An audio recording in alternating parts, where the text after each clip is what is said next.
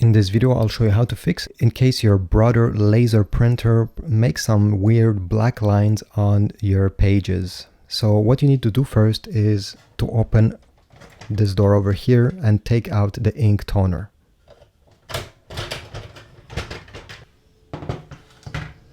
Turn your drum with your ink toner this way, and you're gonna notice that there is this small green piece of plastic here with an arrow. You see, it's a triangle actually.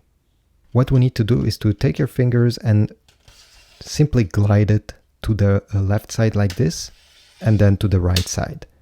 Do this at least 10-15 times. At the end, don't forget to place this small green tab on the right position. You see, both triangles should be pointing at each other. Then you can go ahead and place this drum back inside of the printer.